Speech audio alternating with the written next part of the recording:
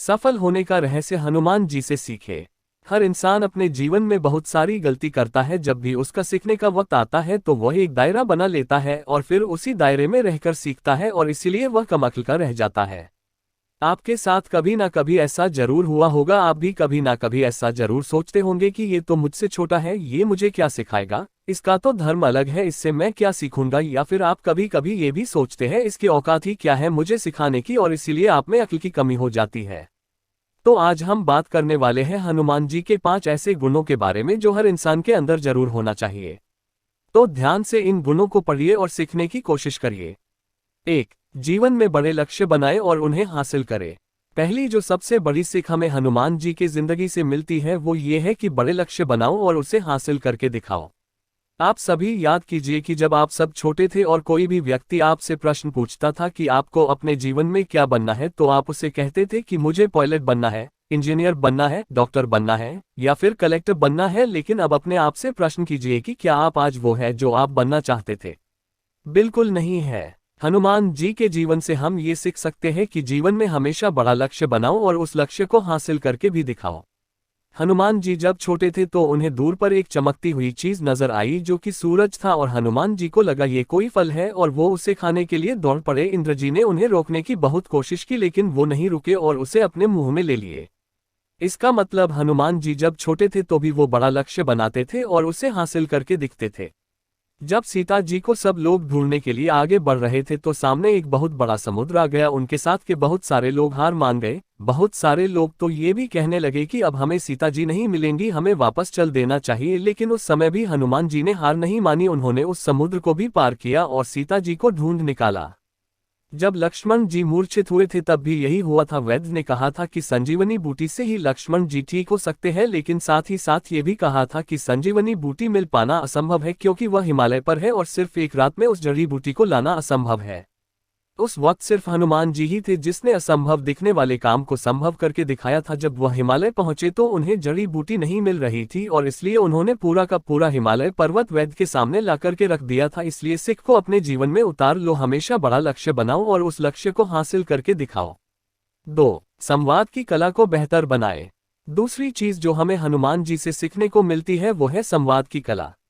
इसका मतलब किसी भी इंसान से बातचीत कैसे करना है। लेकिन अब आप कहेंगे कि इसमें सीखने की जरूरत क्या है, ये तो हमें पहले से आता है। लेकिन सिर्फ बात करने को संवाद करना नहीं कहते। संवाद करने का मतलब होता है कि किस इंसान से हमें कैसे बात करना चाहिए ये भी पता होना बहुत जरूरी है।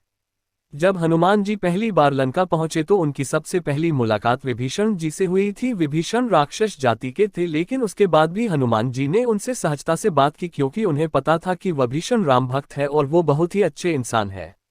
बाद में जब हनुमान जी सीता जी के पास पहुंचे जो उन्होंने बताया कि श्री राम जी ने उन्हें ढूंढने के लिए भेजा है, लेकिन सीता जी ने उनकी बात पर विश्वास नहीं किया, उन पर शक किया, उन्हें बुरा भला कहा और कहा कि ये राक्षसों की कोई चाल है। और इस बात से भी हनुमान जी को गुस्सा नहीं आया, परेशान नहीं हुए। उन्होंने बहुत ही विनम्रता के साथ सीता जी से बात की, उन्हें अपना परिचय दिया और जो शक सीता जी को था उस शक को दूर करने के लिए श्रीराम के द्वारा दी गई अंगूठी को सीता जी को दिया। यहाँ पर संवाद का बहुत ही बड़ा रोल है।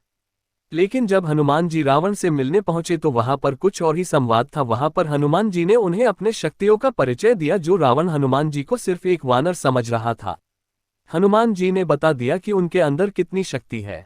इसलिए आपको भी अपने जीवन में पता होना चाहिए कि आपको कब, कैसे और किस प्रकार से बात करना है। 3. निरंकारी बने। तीसरा जो हनुमान जी का सबसे बड़ा गुण है जो हर इंसान के अंदर होना चाहिए वो है निरहंकारी बने। इसका मतलब आपके अंदर अहंकार नहीं होना चाहिए। आज यदि जीवन में थोड़ा सा भी कुछ पा लेते हैं तो हमारे अंदर अहंकार आ जाता है, हम दूसरों को अपने से छोटा समझने लगते हैं। हनुमान जी यदि चाहते तो वो रावण को खुद ही मार सकते थे, लेकिन उन्होंने ऐसा नहीं किया। उन्होंने पूरी लंका को जला दिया लेकिन रावण को नहीं मारा क्योंकि वो श्री राम का आज्ञा का पालन कर रहे थे।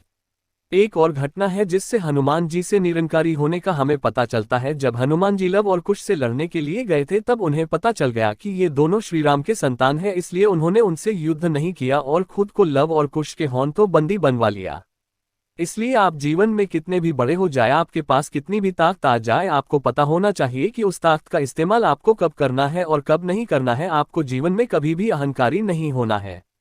4. स्वभाव में ह्यूमर रखे। हनुमान जी की जीवन की चौथी सबसे बड़ी सीख है कि हर इंसान के अंदर ह्यूमर का होना बहुत जरूरी है।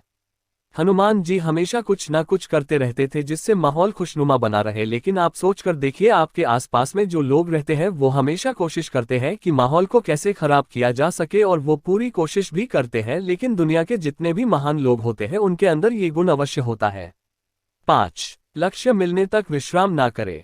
हनुमान जी की 5वीं सबसे बड़ी सीख है कि आपको जब तक लक्ष्य ना मिल जाए तब तक आप विश्राम ना करें। हनुमान जी जब समुद्र को पार करने के लिए आगे बढ़ रहे थे तो मैनाक पर्वत ने उनसे निवेदन किया कि आप थोड़ी देर यहाँ पर आराम कर ले, लेकिन हनुमान जी ने मना कर दिया और कहा कि जब तक मैं अपने लक्ष्य को प्राप्त नहीं कर लेता तब तक मैं आराम नहीं करूंगा।